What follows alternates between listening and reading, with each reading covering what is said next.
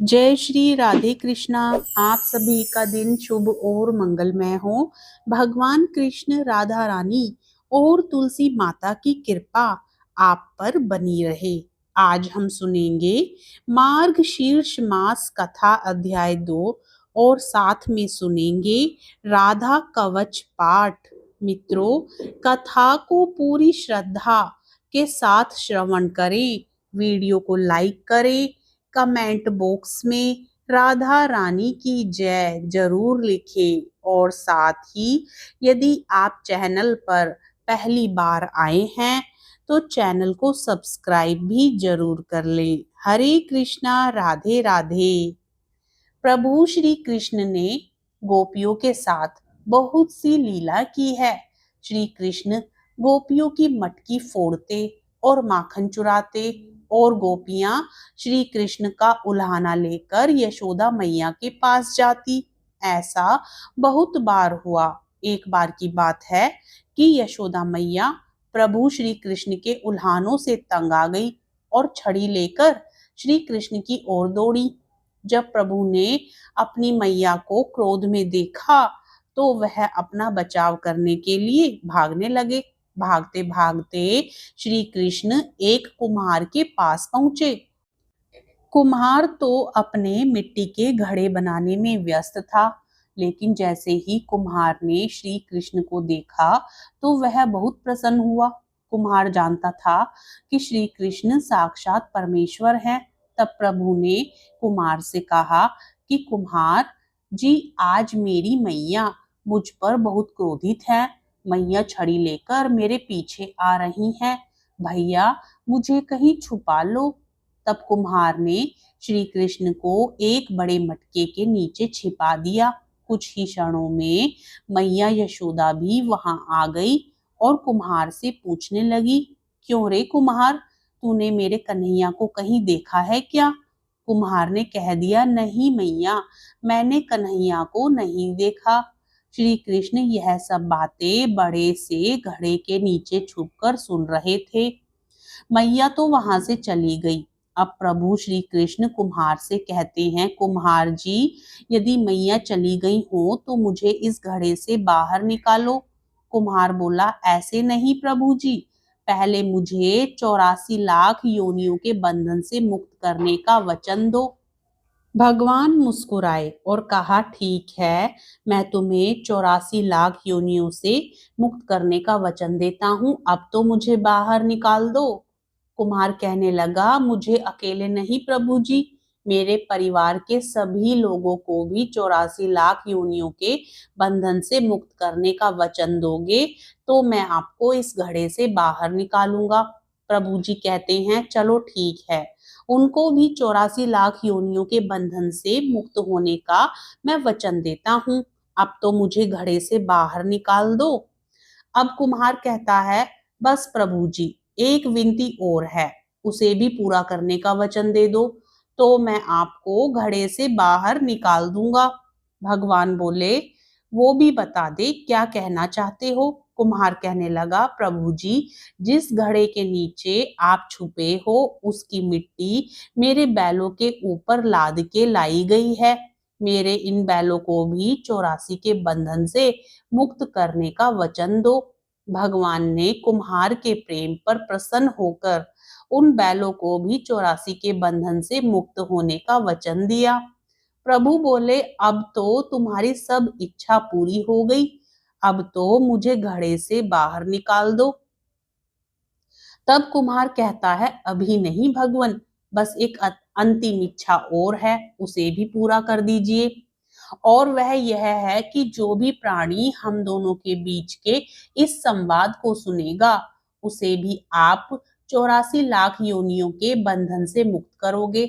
बस यह वचन दे दो तो मैं आपको इस घड़े से बाहर निकाल दूंगा। कुम्हार की प्रेम भरी बातों को सुनकर प्रभु श्री कृष्ण बहुत खुश हुए और कुम्हार की इस इच्छा को भी पूरा करने का वचन दिया। फिर कुम्हार ने बाल श्री कृष्ण को घड़े से बाहर निकाल दिया, उनके चरणों में साष्टांग प्रणाम किया, प्रभु जी के चरण धोए और चरणामृत लिया। अपनी पूरी झोपड़ी में चरणामृत का छिड़काव किया और प्रभु जी के गले लगकर इतना रोए कि प्रभु में ही विलीन हो गए। जरा सोचें, जो बाल श्री कृष्ण 7 कोस लंबे चौड़े गोवर्धन पर्वत को अपनी एक वन्नी उंगली पर उठा सकते हैं, तो क्या वो एक घड़ा नहीं उठा सकते थे? लेकिन बिना प्रेम रीझे नहीं नटवर नंद किशोर। कोई कितने भी यज्ञ करे, अनुष्ठान करे, कितना भी दान करे, चाहे कितनी भी भक्ति करे, लेकिन जब तक मन में प्राणी मात्र के लिए प्रेम नहीं होगा, प्रभु श्री कृष्ण नहीं मिल सकते। हरे कृष्णा, राधे राधे। आइए अब सुनते हैं राधा कवच पाठ। एक बार पार्वती जी ने कहा, हे कैलाशवासिन, भक्तों पर अनुग्रह करने वाले हे प्रभु, श्री राधिका जी का पवित्र कवच मुझको सुनाओ। हे त्रिशूल और धनुष धारण करने वाले नाथ, मैं आपकी शरण में हूँ। यदि मुझ पर पूर्ण कृपा है तो दुख के भय से मेरी रक्षा कीजिए। शिव जी कहते हैं, हे गिरिराज कुमारी सुनो, यह वह प्राचीन कवच तुमको सुना रहा हूँ जो बड़ा पवित्र है, संपूर्ण पापों को हरने वाला है और सब प्रकार से रक्षा करने वाला है, सुख भोग और मोक्ष का साधन एवं श्री श्याम सुंदर की भक्ति को देने वाला है। हे देवी, यह कवच त्रिलोकी का आकर्षण कर सकता है और साधक को प्रभु की सानिध्य में पहुंचा देता है। यह सभी शत्रु को डराने वाला, सर्वत्र विजय प्राप्त कराने वाला और सभी प्राणियों की मनोवृत्तियों को हराने वाला है। इस कवच के पढ़ने से सदा ही आनंद रहता है। सालोक्य, सृष्टि, सामीप्य, सायुज्य, चारों ही प्रकार की मुक्ति प्राप्त हो जाती है एवं अनेकों राजसूय और अश्वमेध यज्ञ का फल प्राप्त होता है। इस कवच के बिना यदि कोई केवल श्री राधा मंत्र को जपे तो उसे उसका फल नहीं मिलता और पद पद पर विघ्न बाधाएं उपस्थित होने लगती हैं। श्री राधा कवच का मैं ऋषि हूँ, अनुष्टुप छंद है, श्री राधा देवता है, रा बीज और राही कीलक है, धर्म, अर्थ, काम और मोक्ष, इन सब में ही इसका विनियोग किया जाता है। श्री राधा जी मेरे मस्तक और ललाट की रक्षा करे, श्रीमती दोनों नेत्रों की और गोपेंद्र नंदिनी दोनों कानों की रक्षा करे और श्री हरिप्रिया जी नासिका की और शशि शोभना जी दोनों भ्रकुटियों की रक्षा करें। श्री कृपा देवी ऊपर के होठ की और गोपिका जी नीचे के होठ की रक्षा करें। ऊपर के दांतों की श्री वृषभानु सुता और ठोड़ी की श्री गोप नंदिनी जी रक्षा करें। कपोलों की चंद्रावली जी रक्षा करें और श्री कृष्ण प्रिया जी जीव की रक्षा करें। श्री हरि प्रिया कंठ की और विजया जी हृदय की रक्षा करें। चंद्रवदना दोनों भुजाओं की, सुवलसवा पेट की, योगानवंता कमर की और सौभाद्रिका दोनों पैरों की रक्षा करें। चंद्रमुखी नखों की, गोपावल्लभा टखनों की, जया घुटनों की और गोपी सभी प्रकार से मेरी रक्षा करें। शुभ प्रदा पीठ की, कुक्षेयों की, श्रीकांत वल्लभा जानुदेश की, जया और हरिणी मेरी सभी ओर से रक्षा करे। वाणी वचनों की रक्षा करे, धनेश्वरी खजाने की, कृष्ण रता पूर्व दिशा की और कृष्ण प्राणा पश्चिम दिशा की रक्षा करे। उत्तर दिशा की हरिता, दक्षिण दिशा के वृष भानुजा, रात्रि में चंद्रावली और शिवेडित मेखला दिन में रक्षा करे। मध्याह्न में सौभाग्यदा, साय में काम रूपणी, प्रातः काल में रुद्री तथा रात्रि के अवसान होने पर गोपनी हमारी रक्षा करे। संगम में हेतुदा, दिन वृद्धि के अवसर में केतुमाला, अपराह में हमें शेषा और संपूर्ण संधियों में शमिता रक्षा करे।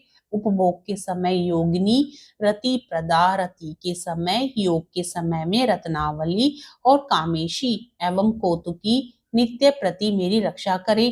कृष्ण मानसा श्री राधिका जी सर्वदा सब कामों में मेरी रक्षा करे। जिन स्थलों के नामों की चर्चा नहीं की गई है उन सब की श्री ललिता जी रक्षा करें। हे देवी, यह अद्भुत कवच हमने तुम्हें सुना दिया, इसका नाम है सर्व रक्षा कारक। यदि इसे कोई प्रातः, मध्याह्न और सायंकाल पढ़ता है तो इससे बड़ी भारी रक्षा हो जाती है।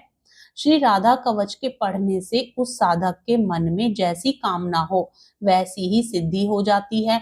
राजद्वार, सभा, संग्राम और शत्रुओं द्वारा पहुंचाए हुए संकट के समय, प्राण और धनिष्ठ विनिष्ट होने के समय यदि मनुष्य यत्न से इसका पाठ करे तो हे देवी उनका कार्य सिद्ध हो जाता है और उसको कहीं भी भय नहीं रहता। सचमुच उसने श्री राधिका जी की आराधना कर ली। गंगा स्नान और भगवान के नाम से जो फल प्राप्त होता है, निसंदेह वह फल इस कवच के पढ़ने वाले को मिल जाता है।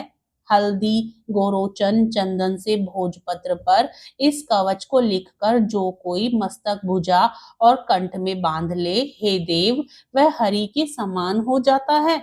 ब्रह्मा जी इस कवच के प्रसाद से सृष्टि रचते हैं और विष्णु पालन करते हैं और मैं इसी कवच के प्रसाद से सृष्टि का संहार करता हूँ। यह कवच विशुद्ध वैष्णव को देना चाहिए जिनमें वैराग्य आदि गुण हो, जिसकी बुद्धि व्यग्र ना हो, नहीं तो अधिकारी को देने वाला स्वयं नष्ट हो जाता है। इसमें किसी प्रकार का संदेह नहीं करना चाहिए। इस प्रकार श्री राधा कवच पाठ संपूर्ण होता है।